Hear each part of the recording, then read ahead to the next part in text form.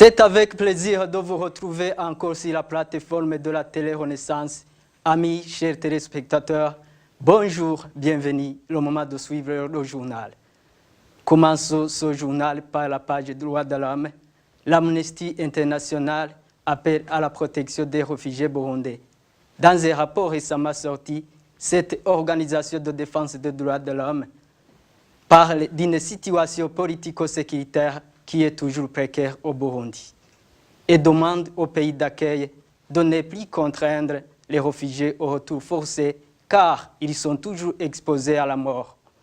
Suivez Rachel Nilkisson et les rechercheuses au sein de l'Amnesty International et a été jouée par téléphone.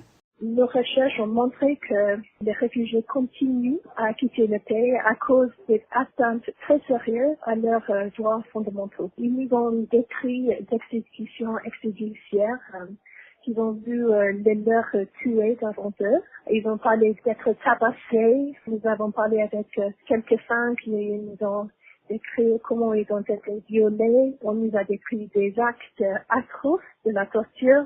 Le besoin aussi de payer des rançons pour être libérés de la détention. En plus de ces violations vraiment graves, nous avons aussi entendu parler du fait d'être forcés de payer soit des taxes, soit des amendes, soit l'extorsion tout simplement, surtout par les membres des Imbonerakure, et comment ça rend la vie tellement difficile dans le pays. Pour nous, ce que nous exigeons, c'est que les pays dans la région qui ont accueilli des réfugiés jusqu'ici, qu'ils continuent à les accorder de la protection et que la communauté internationale, plus largement, contribue comme il faut à la réponse pour les réfugiés. Jusqu'ici, on a eu une très faible contribution aux fonds nécessaires pour accueillir les réfugiés dans les pays hôtes. Donc, nous avons eu, d'après les dernières informations que j'ai vues, le taux de financement est seulement 6% de ce dont on a besoin pour l'année 2017. Donc, vous voyez comment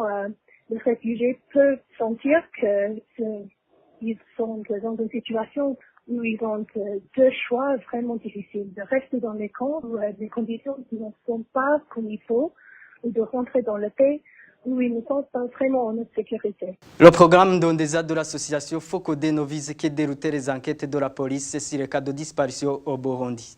Cette affirmation du porte-parole de la police burundaise, Pierre Nkurikiye, qui fait allusion à un arrêt lancé par cette organisation vendredi de la semaine passée, où Focode volait au secours de deux dames, Uineza Christella et Niyonkuru Eveline, qui auraient été kidnappées à Kayanza. Pierre Nkurikiye illustre ses propos également par les écrits du Focode sur une femme dont le corps sans vie a été repêché dans la rivière Gigi de la province Bururi, où Focode aurait publié de fausses enquêtes. Suivez Pierre Nkurikiye, porte-parole de la police burundaise. Hariho amakuru yashikirijwe n'uyu nyene yitwa Pacifique Ninahazwe. Il y a des informations qui ont été diffusées par Pacifique Ninahazwe à partir de là où il est chez les Blancs, qui l'ont mandaté d'ailleurs. Ces informations disent qu'il y a deux femmes qui ont été kidnappées par les institutions étatiques. Il s'agit d'une femme du nom d'Uwizera Christella. Pacifique a dit que cette femme a été kidnappée à Kayanza par les agents du service national de renseignement alors qu'elle venait du Rwanda. Nous voulons vous informer que cette dame n'a jamais été kidnappée, mais elle est à l'hôpital ici à Bujumbura. La deuxième dame, selon les informations de son malfaiteur Pacifique, qu'il a diffusé vendredi de la semaine passée, s'appelle Niyonkuru Eveline.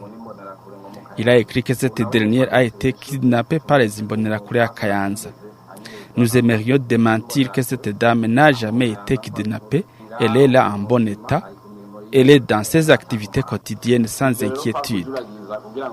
L'objectif était de dérouter pour que la vérité ne soit pas connue au grand jour.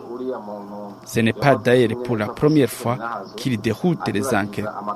Souvenez-vous, quand on a découvert le cadavre d'une dame à Gigi, il a écrit sur les réseaux sociaux pour dérouter les enquêteurs en disant que cette dame qui avait été assassinée était une femme politique de haut rang. qu'elle était parmi les dirigeants de l'Iprona et de Charles Nditije dans la province de Bururi, que sa mort était dans la ligne droite des assassinats des opposants au régime. Cette déclaration du porte-parole de la police est déplorée par Maître Janvier Bigirimana, secrétaire exécutif du FOCODE. Il affirme que ce sont des propos mensongers.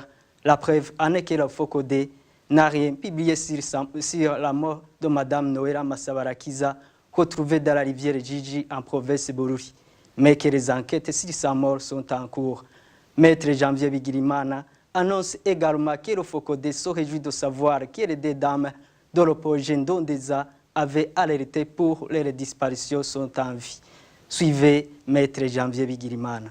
2 octobre 2017, le porte-parole de la police, Pierre Nkurikiye, vient de faire une déclaration dangereuse en accusant gratuitement le défenseur des droits humains Pacifique Nahazwe et Pierre Claver Mbonimpa comme étant des criminels.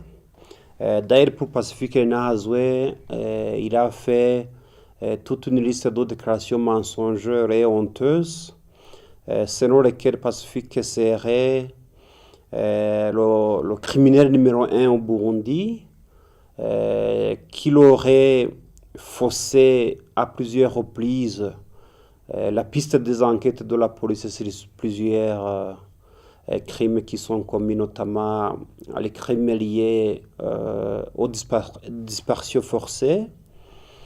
Pacifique Nahazwe a été également accusé gratuitement qu'il aurait été mandaté par les pays des Blancs pour commettre des crimes et que ce sont ces pays qui l'abritent aujourd'hui.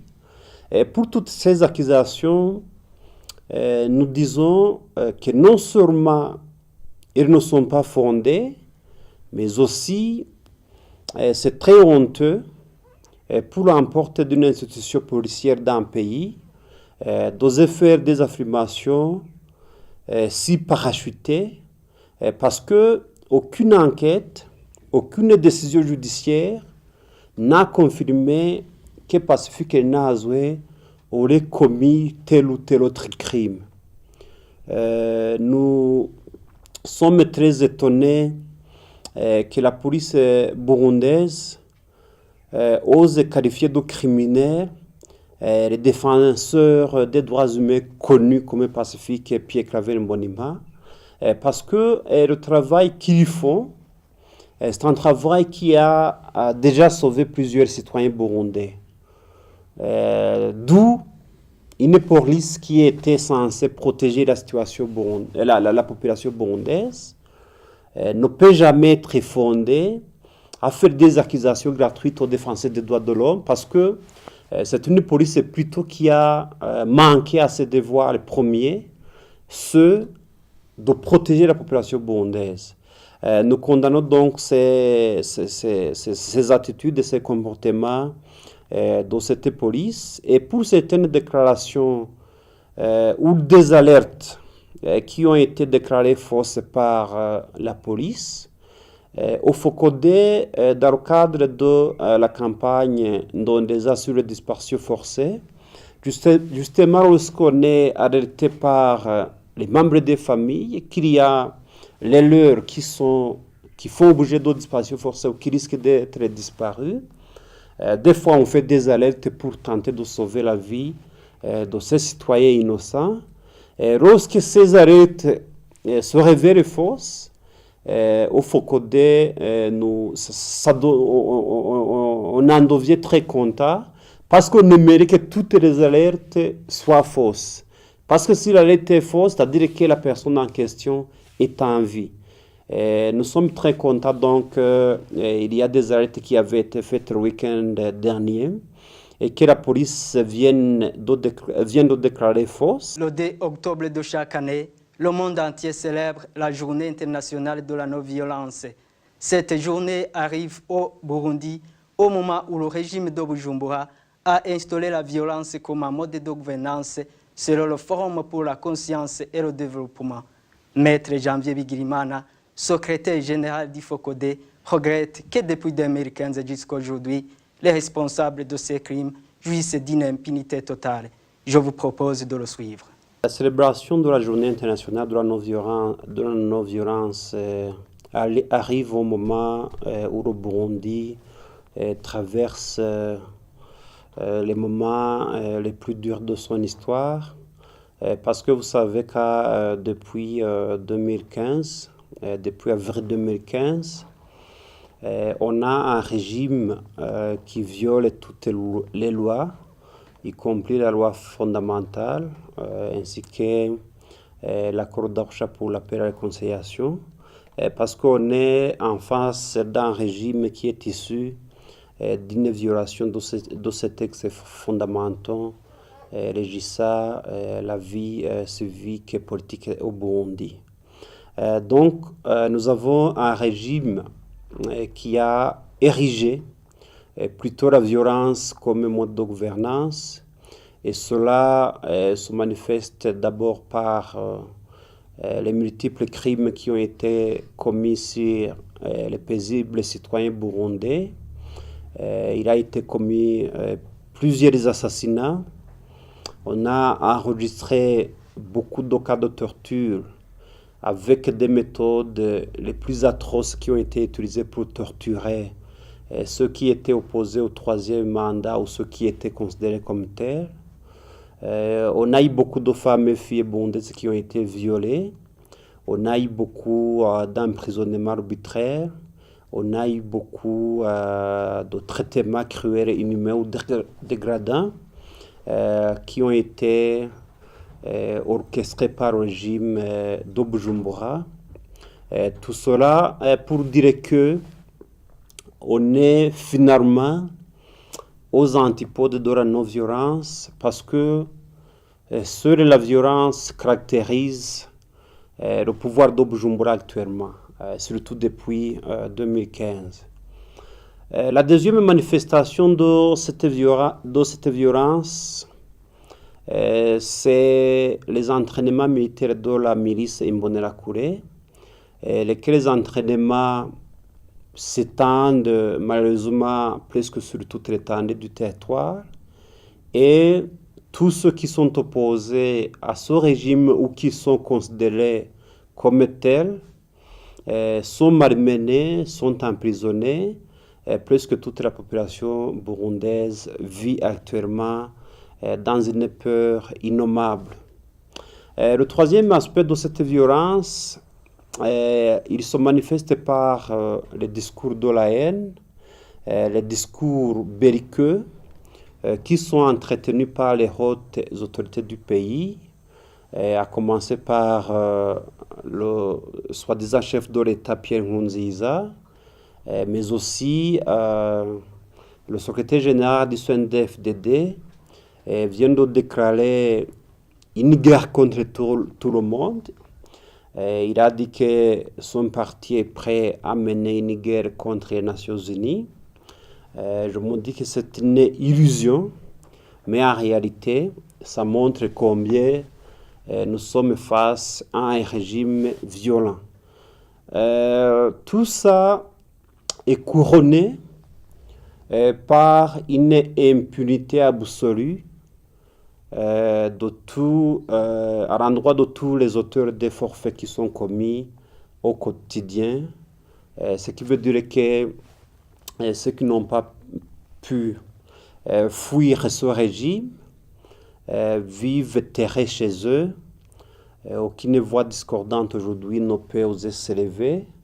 On vit dans une peur généralisée. Si la page politique, l'ombudsman burundais Edouard Nduwimana a récemment annoncé sur son compte Twitter que les résolutions initiées par l'Union européenne et celles des enquêteurs mettent en péril le processus de dialogue piloté par Benjamin Mkapa.